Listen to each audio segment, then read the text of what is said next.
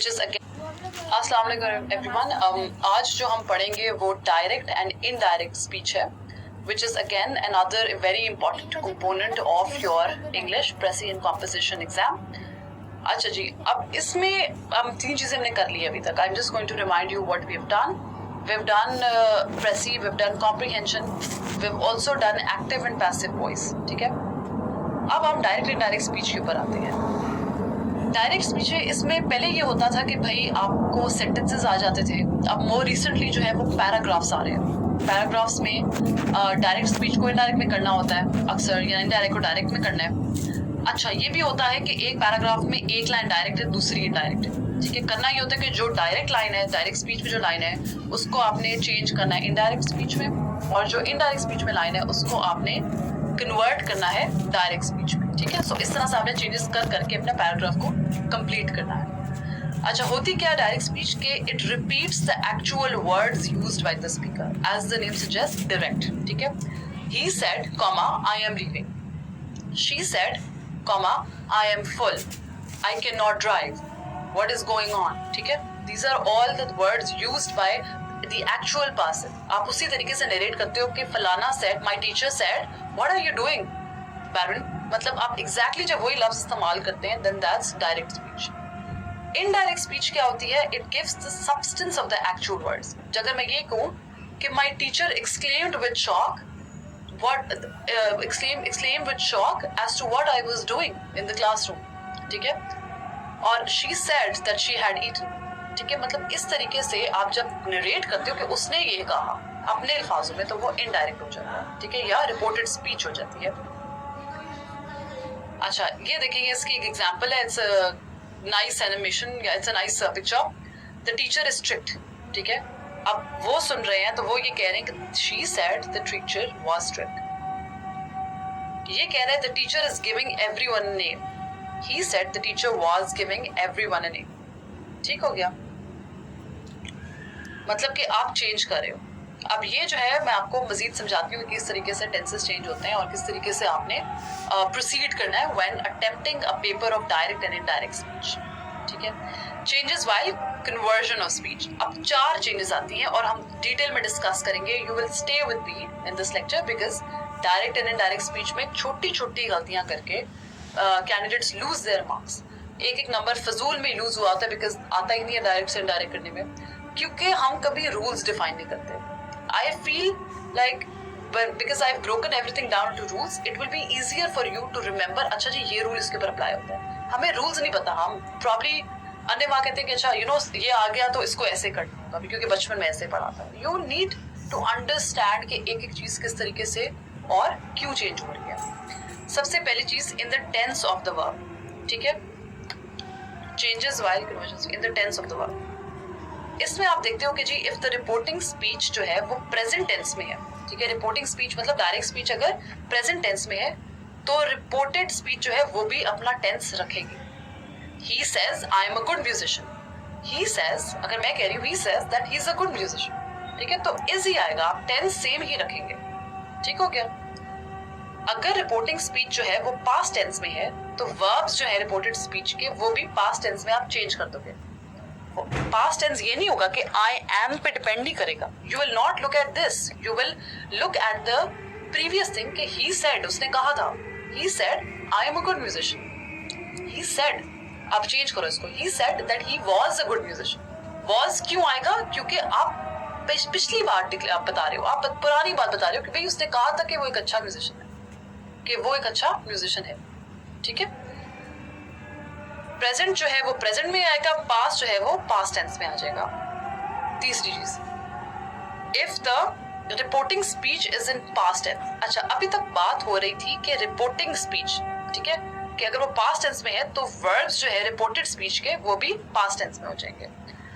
अगर तो वो कह रहा है कि if the reporting speech is in past tense, मतलब कि रिपोर्टिंग स्पीच जो है डायरेक्ट स्पीच अगर पास्ट टेंस में है, सेड आ रहा है, and the reported speech is already in past tense. अब यहाँ पे भी एम नहीं आ रहा, रिपोर्टेड स्पीच में भी पास्ट टेंस आ रहा है, तो द लैटर जो आगे आ रहा है, latter will be change to past perfect tense. मतलब he said I was a musician, he said, अब आप उसकी बात कर रहे हो कि उसने कहा था पहले कभी मुझे कि वो एक अच्छा म्यूजिशियन है या है नहीं, ये तो मैं इनडायरेक्ट में लेके आ रही हूँ। उसने कहा था कि मैं एक अच्छा म्यूजिशियन था, ठीक है। अब जब आप किसी और को बताओगे तो आप ये कहोगे कि उसने कहा था कि वो एक अच्छा म्यूजिशियन रह चुका है। He said that he had been a musician, ठीक है। अच्छा नहीं, चलो he had been a musician, ठीक हो गया। तो आप जब यहाँ पे भी पास्ट आ रहा है और यहाँ पे भी पास्ट है तो उसको पास्ट किधर गया, पास्ट परफेक्ट टेंस में कर लो, he had, ठीक हो गया। She said it was snowing, यहाँ पे भी पास्ट है, यहाँ पे भी पास्ट आ गया, ठीक है। She said that it had been snowing, ठीक है। अच्छा जी, अब अगली जो है आपका रूल जो है वो ये है, इट्स द सेम रूल, लेकिन जो चौथी चीज इसमें ये है कि there should be no change in the reported speech if it's related to some universal truth even if reporting speech is in the past. अगर तो यूनिवर्सल ट्रूथ है ना तो उसको आप पास्ट में नहीं करोगे। अगर तो रिपोर्टेड स्पीच भी पास्ट में है, अगर he said the sun sets in the west, ठीक है। अब sun sets in the west, अब ये पास्ट टेंस है, ये भी पास्ट टेंस है कि वो पहले कह रहा था, लेकिन जब आप इसको चेंज करोगे तो आप यूनिवर्सल जो फैक्ट है कि the sun sets in the west, इसको आप चेंज नहीं करोगे। He said that the sun sets in the west, ठीक है। तो आप इसमें कोई चेंज नहीं लेके आओगे, ठीक है, ये अनचेंज रहेगा अगर यूनिवर्सल ट्रूथ है तो। सेकंड रूल, ठीक है। कितने रूल्स थे इसके? आप 4 रूल्स हैं। In the tense of the verb, in the person of pronouns, in certain words, in the construction of a sentence, ठीक है। सबसे पहले हमने किया in the tense of the verb। Second चीज जो आगी वो आगी in the person of pronouns। जब आप while changing the person of the reported speech, ठीक है, it should be noted कि आप जब आप उस बंदे की टेंस चेंज कर रहे हो तो फर्स्ट पर्सन जो है, the first person in the reported speech changes according to the subject in the reporting speech। जिस तरह से subject होता है reporting speech का, उस तरह से reported speech में first person change होता है। She says I am ill, she says that she is ill। अभी present की बात हो रही है तो she says that she is ill, ठीक है।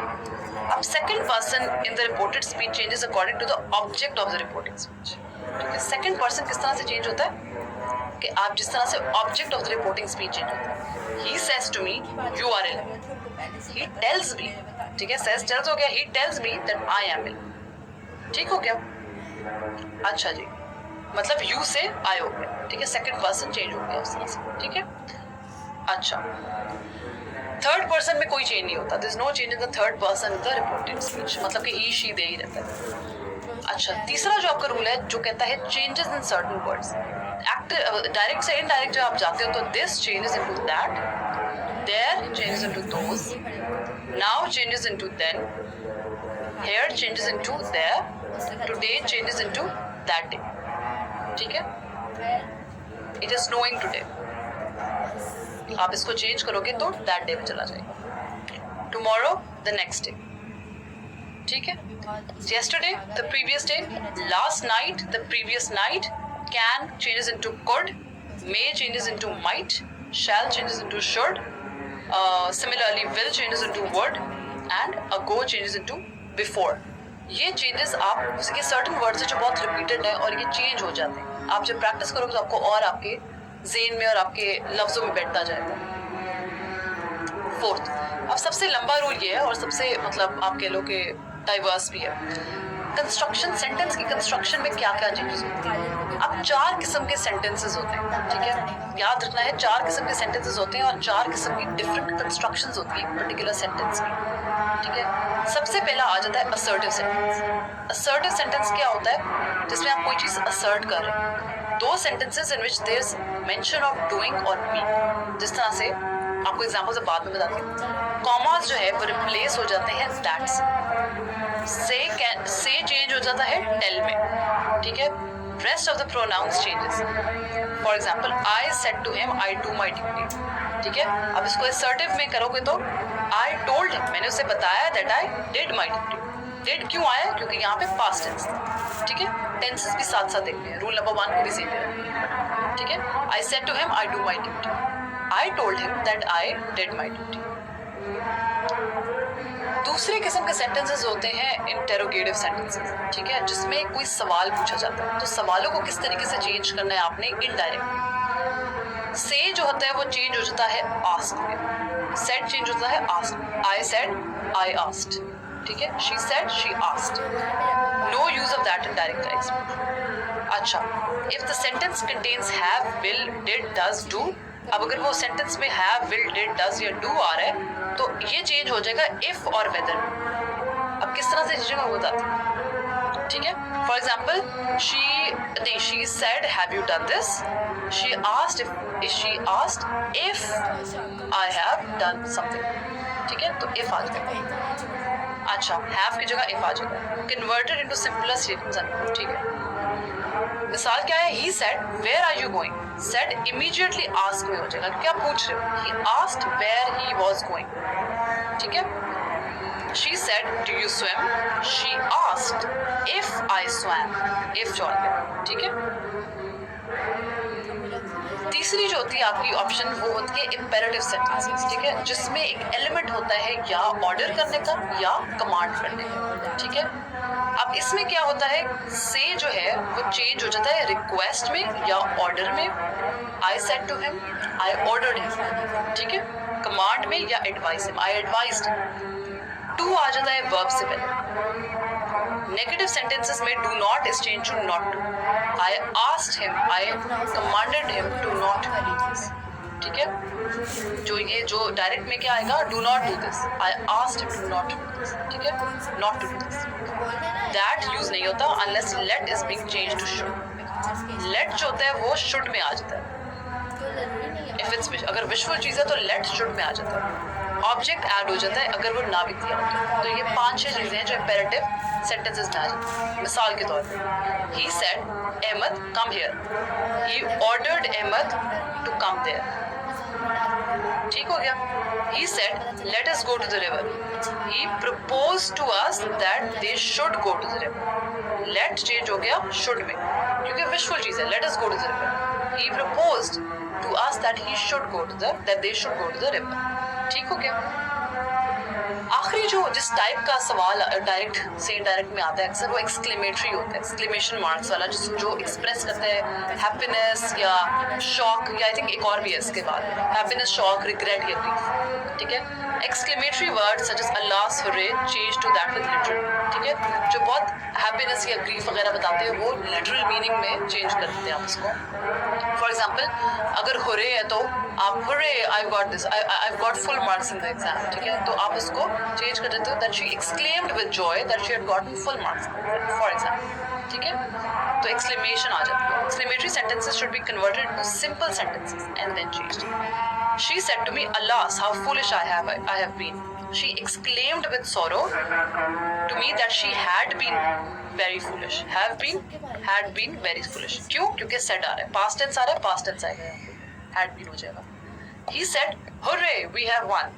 He exclaimed with joy that they had won. ठीक है? आखिरी जो है वो ऑप्टेटिव सेंटेंस होता है।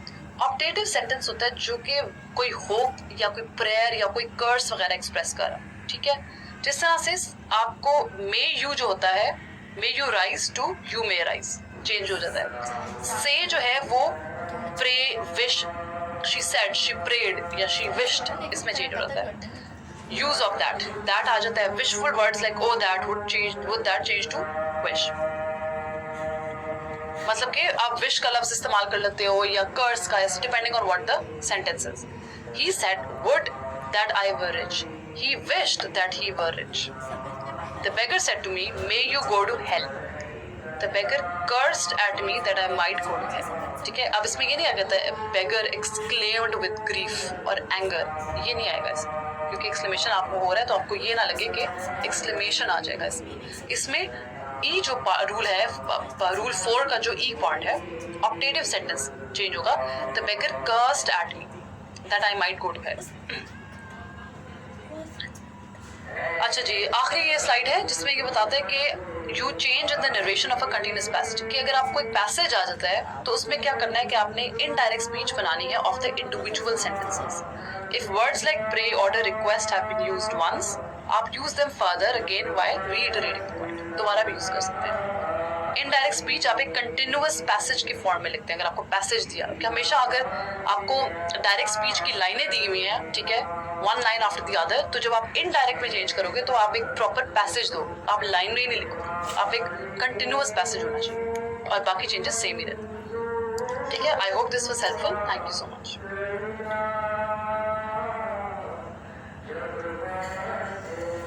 अजीब सी बात है ना, विलियम बंगहा में हुई बात।